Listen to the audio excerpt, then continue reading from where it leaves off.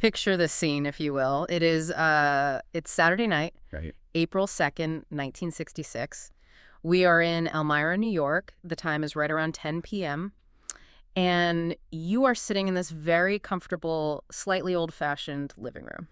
And the atmosphere is very specific to that era. It's warm, it's cozy, but the air is definitely thick with cigarette smoke. Jane Roberts was a heavy smoker, as were a lot of people in that circle at the time. Yeah, exactly. There are drinks on the table, maybe a beer or a little whiskey. The television is on in the background, just murmuring away. It really grounds the whole scene in this very mundane reality of 1960s America. It sounds exactly like a standard Saturday night hangout. You know the vibe, but despite that warmth and the drinks, there is this heavy, almost tangible question hanging in the air. Absolutely. It's that specific kind of vibe where things feel safe, but also slightly charged, like the air pressure has dropped right before a thunderstorm. You're sitting with friends, but the conversation has taken a turn away from the weather and sports, and it's headed straight into the shadows. And we are here to explore exactly what happened in those shadows. Today, we are doing a deep dive into a very specific, very intimate slice of history. We are looking at Session 247 of the early sessions, Book 6 of the Seth Material. Now, usually when we talk about Seth, the personality channeled by Jane Roberts, we talk about the boom. Oh yeah, the energy. Right. He's energetic, he's loud, he tosses his glasses onto the table, he strides around the room. We've covered all of that before in other deep dives, but this night was completely different. It was entirely unique in its delivery. And that difference is really the key to understanding everything that follows. Because in this session, Seth didn't boom, he whispered. For the entire session. Hours of it. Can you even imagine that? Sitting in a dimly lit living room late at night, and this entity is speaking to you, delivering this profound life advice, but doing it in a loud whisper. It adds this intense layer of intimacy and, frankly, a bit of a chill to the proceedings. It completely changes the dynamic from a lecture to a secret being shared in the dark.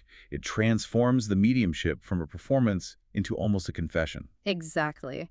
It's spooky, but it's also deeply personal, and we're going to get into all those chilling vibes today. But before we unravel this whisper, we have to get our mandatory housekeeping out of the way. We do. Please note that this deep dive is distributed free of charge on all major platforms for educational purposes. We are exploring historical and metaphysical documents here, not giving medical advice. And we must give credit where it is absolutely due. We are discussing the Seth Material, originally published by New Awareness Network. If you want the real deal, the raw data, you have to go to the books. We are just the guides here. The source material is the actual map. And today's map leads us into a story that isn't just a ghost story. It's a medical mystery. It's a psychological thriller. And ultimately, it is a really profound lesson on the biological mechanism of belief. Our mission today is to look at how a totally casual hangout turned into a life-altering counseling session for a woman who was terrified of her own dreams. We're going to talk about tumors, we're going to talk about soul ages, we're going to talk about why your children might actually be older than you are. So let's settle in. The glass doors are closed. The whiskey is poured. Let's unpack Session 247. To really understand the stakes here, we have to look at the cast of characters in that living room. We have our regulars, obviously. Rob, who is taking the notes, scribbling furiously, I imagine, and Jane, who is the vessel for Seth. Right. But then we have the third wheel for the evening, Marian Spaziani. Marian is the crucial variable in this whole equation. She isn't just a guest. She's the landlady. Rob and Jane are renting an apartment in her house. They are physically located in her territory. And they are hanging out in her living room. This is the Spaziani home. Now, here's the detail that just cracks me up. Marian knows all about the sessions. In fact, Rob and Jane started their whole journey using Marian's Ouija board. That is such a delicious irony, isn't it? Right. It's her board. Yeah. But she has never actually attended a session. Why? Yeah. Because she's terrified. She says, frankly, that the idea makes her scary. Those are her words. It's a very human reaction. It's one thing to play a parlor game with a board on a Friday night.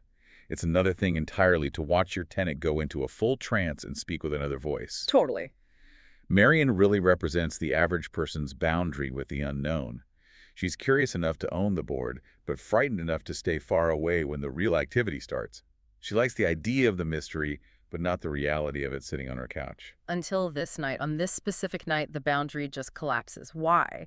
Because her fear of the supernatural was completely overridden by a much more immediate physical fear. Exactly. We have to look at the catalyst. Marian is 50 years old. and she is facing a very significant medical crisis. She has been diagnosed with an ovarian tumor. And check the calendar on this. It's April 2nd. She is scheduled for surgery in June. So she has 2 full months of waiting, 2 months of just stewing in this anxiety. And in that state of incredibly high anxiety, she has a vivid dream, a dream involving her deceased mother.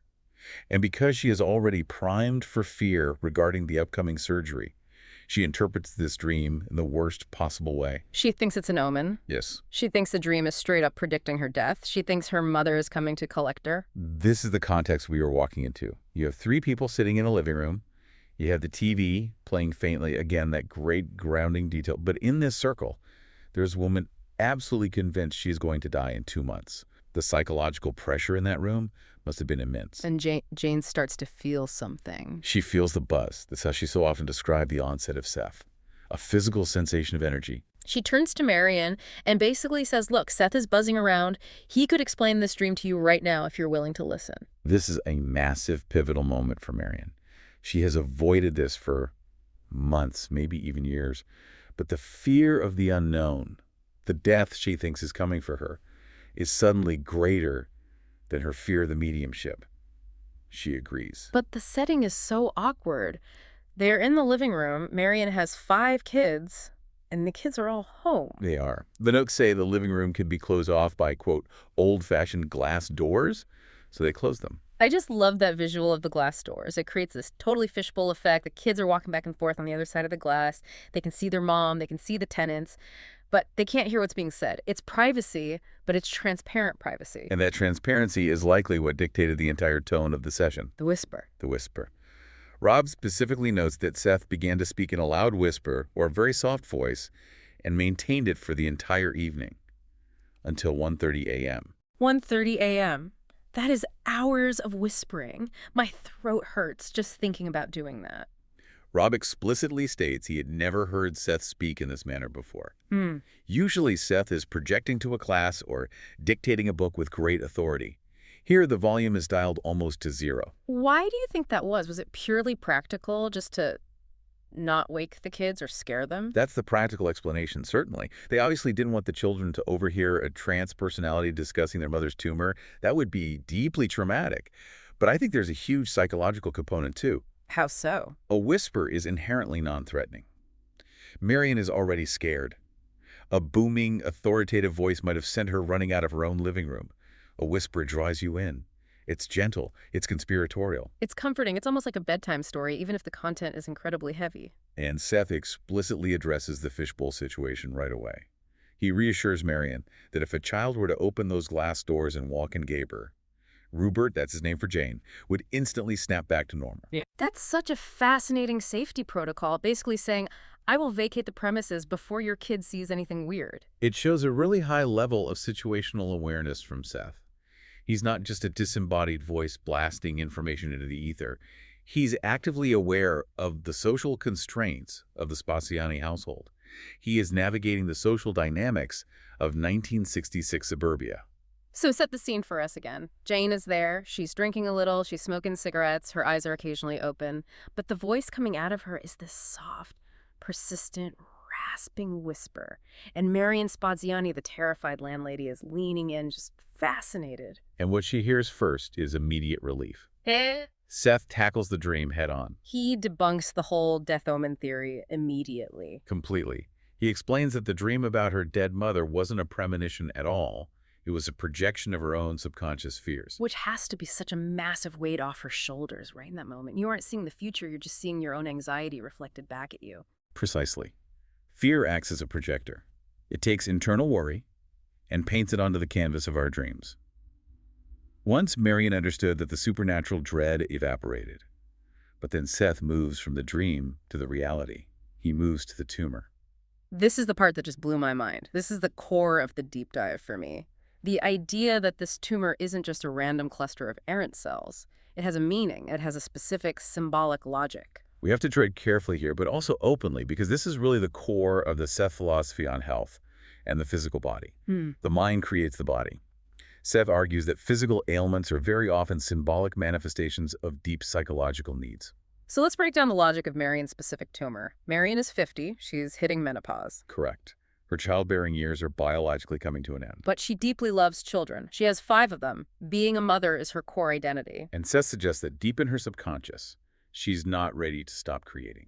She's not ready to stop growing life. So because she can't grow a baby anymore, she grows a tumor. That is the direct assertion here. Seth says that the tumor represents her, quote, subconscious attempt to grow something. Wow.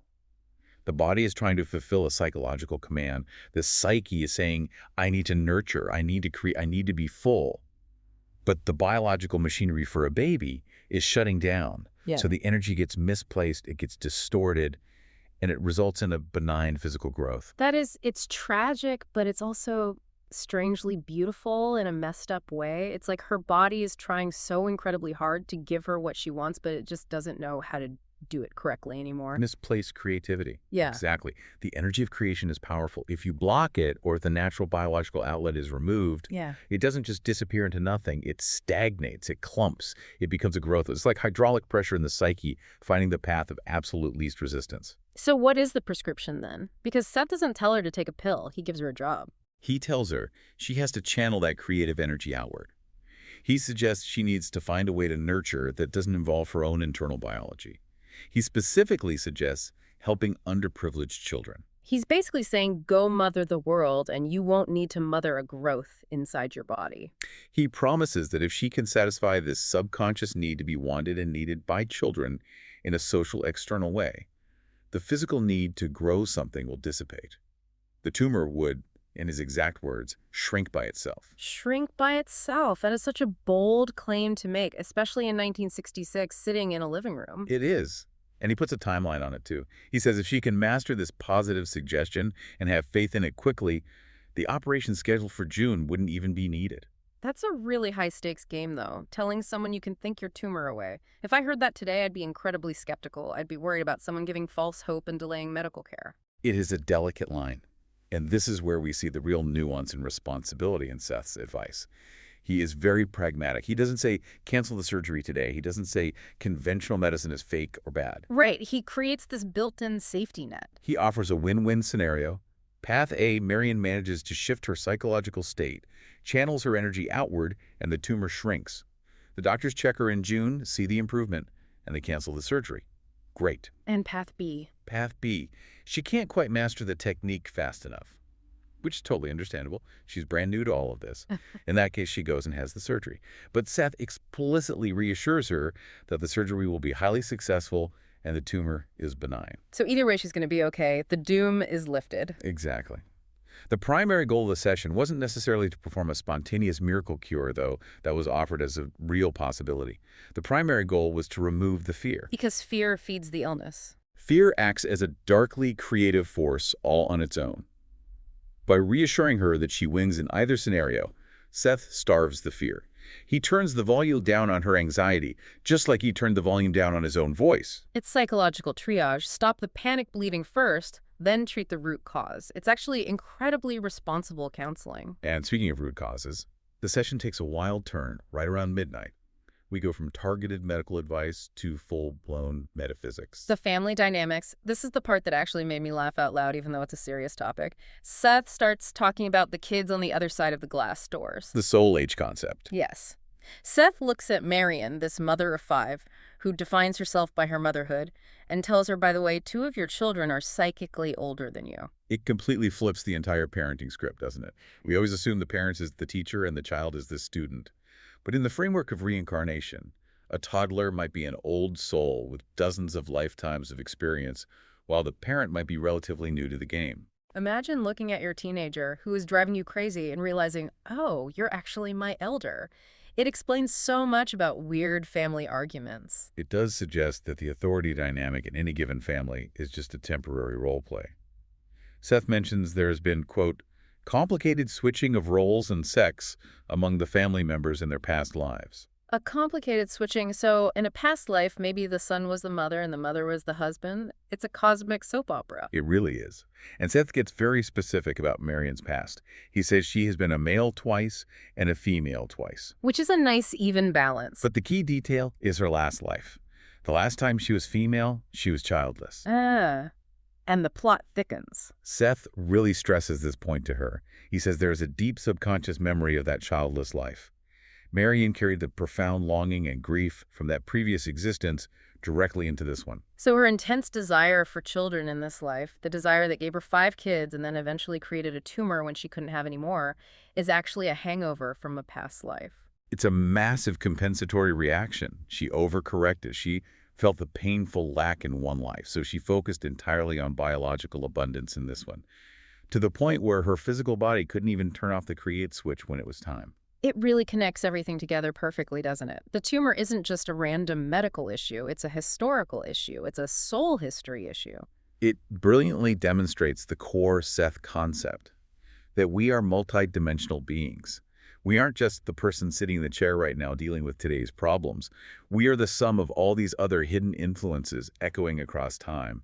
We are the result of momentum built up over centuries. And all of this profound cosmic history is being whispered to her while her older children are walking past those glass doors just a few feet away. The layers of irony and truth existing simultaneously in that room are staggering. Now, I want to briefly touch on something visual that was included in the source material for this period. There's a tracing of an envelope flap. Yes, from session 248. Which was just 2 days later, April 4th. This is so important for context. They had this massive emotional draining session on Saturday night, session 247, whispering until 1:30 in the morning.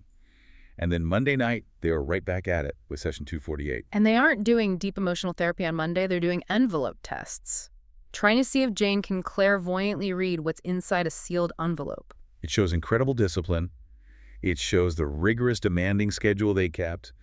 They bounced between profound personal counseling and dry scientific experimentation without missing a single beat. The tracing has names written on it right, Robert Butts Jr. and Doug Butts. Likely targets for the psychic experiment, or playful signatures related to the test itself. But it serves as a great visual anchor for us. It reminds us that this was a period of intense, relentless activity. They were living and breathing this material. It wasn't a weekend hobby, it was a vocation. So bringing it back to that Saturday night, if we zoom out, what are we really looking at here? So what for you, the listener? We are looking at a masterclass in reframing reality. Marian walked into that room with a frame of absolute doom. She thought her dreams were prophecies of her own death. She thought her body was betraying her and trying to kill her. And she walked out with a frame of agency. Exactly. Seth handed her back the controls to her own life. He said, your dream is just your fear. Your tumor is just your misplaced love. You can change both of those things. It's empowering, but it's also a lot of responsibility to hand someone. It is a tremendous amount of responsibility. Yeah. It removes the luxury of being a passive victim of circumstance. If you create your own reality, even the tumors, then you have to do the hard work to uncreate them. That's the scary part. That's the chilling part for me. It's not the whisper in the dark. It's the realization that I might be doing all my problems to myself. But the flip side of that responsibility is immense hope. If you are doing it to yourself, you can stop. If you built the wall, you possess the power to take it down. True. Very true. Okay, let's wrap our heads around the big takeaways here. If you're listening to this and you're obviously not a landlady in 1966 with an ovarian tumor, why does this matter to you today? Point one is the symbolic nature of illness. Don't just treat the symptom, look for the metaphor behind it. Ask yourself, what is my body trying to say that my conscious mind refuses to hear? If I have a chronic headache, is it just dehydration, or is there a situation I simply don't want to face? If I have a stomach ache, is there something in my life I can't stomach? In Marian's case, the tumor was a literal growth for a woman who desperately needed to grow things. Point two, fear is a liar. Fear is a highly creative liar. It takes your internal, unexamined anxiety and projects it onto the screen of your life as external omens. Marian's dream was terrifying, but it was fundamentally false. It was a mirror showing her own mind, not a window into the future. So when you get that terrible sense of doom, check your projection booth, see what film you're playing for yourself. And point three, the long game of the soul. You are not just who you are today. You might be cleaning up messes or balancing ledgers from lifetimes ago. Exactly. Marian's painful childlessness in a past life directly drove her biological abundance in this one. Understanding your own current obsessions or irrational fears might require looking at what you lacked or suffered in a previous chapter of your existence. It really makes you look at your family differently, too. I'm going to go home and salute my kids. Respect to the elders, right? It couldn't hurt. Treat them with the dignity of an old soul and just see how the relationship dynamic changes. Now, look, we've been whispering in your ear for a while now, but we are just scratching the surface of this stuff. This session, session 247, is just one single night in a massive saga that spans years. If this intrigued you at all, if the idea of a whispering entity diagnosing the history as the soul fascinates you, you simply must go to the source material. You need to read the books. We're talking about the Seth Material. Specifically, the events today were from the early sessions, book 6. But there are so many more volumes, you need to visit the New Awareness Network. Go to sethcenter.com/the-early-sessions. Support the publishers who do the incredibly hard work of keeping this historical archive alive. Buy the books. Read the raw transcripts. There is absolutely nothing like reading it in Rob's original detailed notes. You get the texture, the hesitation, the typos, the raw humanity of it all. It's a journey that is truly worth taking. And as we finally close the glass doors on the Spaziani living room and leave them to their smoky Saturday night, here is a final thought to take with you into your own week. Seth told Marian her tumor was a subconscious attempt to grow something because she deeply missed having children. It raises a very provocative question for all of us looking at our own lives. What symptoms in your own life, whether it's a physical ache, a recurring anxiety, or a bad habit you just can't break, what are those things actually trying to achieve for you? Is your anxiety actually just misplaced creativity trying to find a door that you've locked? Is your chronic frustration actually a deep desire for change that you're simply too scared to enact? Your body and your subconscious might just be trying to do you a favor in the only clumsy physical language they know. Listen to the whisper before it has to become a shout. Stay curious, everyone. And keep the glass doors open. Or closed, depending on who's walking in the hallway. See you in the next deep dive. Goodbye. Wait. Before we actually cut the feed, I have to circle back to one thing. We have just a little more time, and I really want to dig into the physical whistle aspect just one more time. It's really sticking with me. The actual delivery mechanism. Yeah, like physically. Yeah. Imagine Jane. She's in a deep trance. Her consciousness is elsewhere, but her actual physical vocal cords are being manipulated to produce this specific rasping sound for hours. Yeah. Why is a whisper sometimes scarier or more intense than a shout? Because a whisper implies forced proximity. Mm-hmm. You have to be physically close to someone to hear a whisper. A shout pushes you away, it demands distance. A whisper pulls you inside someone's personal space. It dissolves the normal boundaries. It literally forces you to lean into the unknown. It does. And in a session, dealing with such incredibly intimate biological details, ovaries, tumors, menopause, psychological longing, that intimacy of the voice perfectly matches the intimacy of the topic. It would feel jarring, almost violated, to have these deeply personal things shouted across a room. That's a really great point. It's almost respectful. It's confidential, like a doctor at a bedside. It is. Even if the initial practical origin was just to avoid waking the sleeping kids, the effect was a hyper-focused, hermetically sealed therapeutic container.